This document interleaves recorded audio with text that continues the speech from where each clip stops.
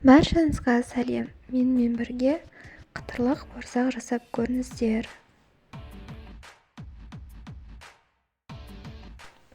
Бізге тоң май қажет. Тоң майды ертіп аламыз. 2 кесе жылы су, үлкен қасықтың жартысындай тұз,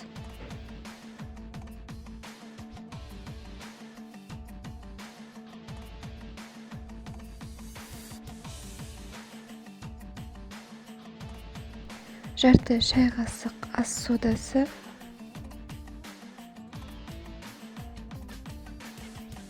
180 грамм қант. Егерде тәтті болған қаласаңыздар 200 грамм, яғни 1 кесе толтырып қант салсаңыздар болады. Ертілген тоң майды 1 кесе аламыз.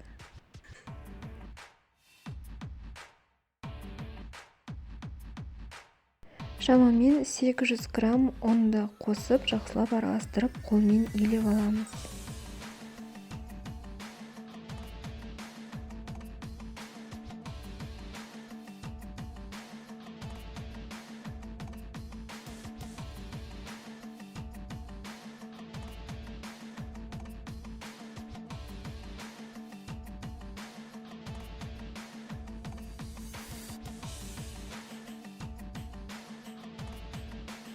Осындай қолға жабыспайтын қамыр шығады. Бұл қамырды жарты сағатқа, 1 сағатқа қойып қоямыз. Мен қамырды 2-ге бөлдім, себебі 2 түрлі бауырсақ жасаймын. Бірі майда домалақ қылып, екіншісі ұзыншақ қылып.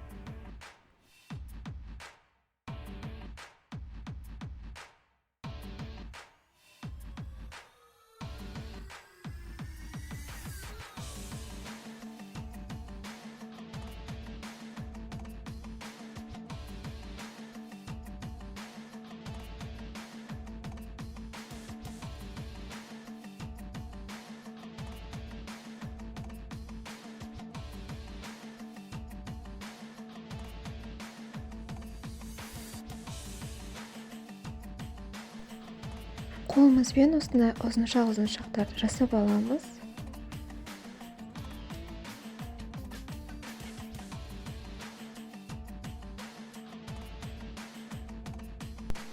Енді пышақтың өткір жағымен емес, керісінше жағымен бір қолмен ары-бері қозғалтып отырып, осылай кесеміз. Сол кезде біздің бауырсақтарымыз домалақ болып шығады.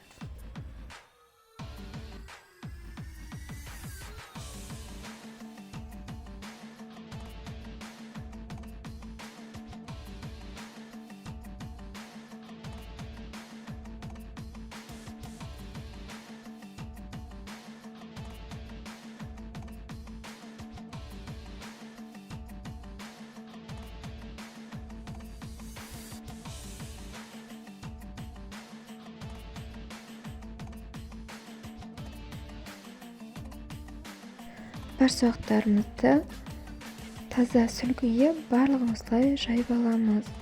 Бір-біріне жабысып қалады деп қорықпаңыздар, майға түскенде қайта ашылады. Бұл бауырсақтың екінші түрі, яғни ұзынша түрі.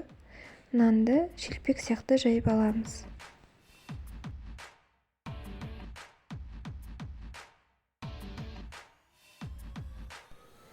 Қатты жұқа болмау керек. Видеода көріп тұрғандарыңыздай. Менде осылай 4 шелпек шықты. Енді осындай 4 бөлікке бөлдім.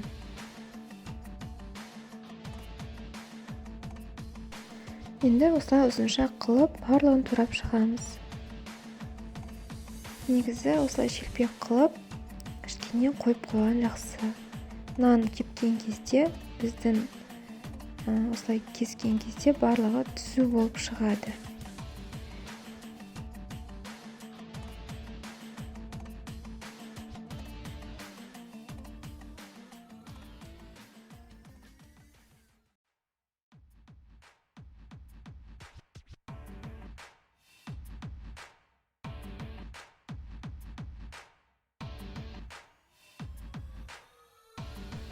Енді барлық бауырсағымызды осылай қатты қызып тұрған майда қуырып аламыз.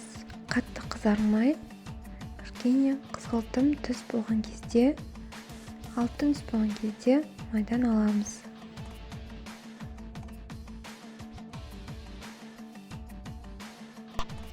Міне біздің бауырсақтарымыз дайын болды. Қытырлақ болып шығады және де өте тәтті. Ешқандай ашытқысыз аз уақыттың ішінде жасап шығуға болады. Жасап көріңіздер, өте дәмді және қолжетімді. Менің каналыма тіркеліп, мені қолдап кетіңіздер. Үлкен рахмет сіздерге.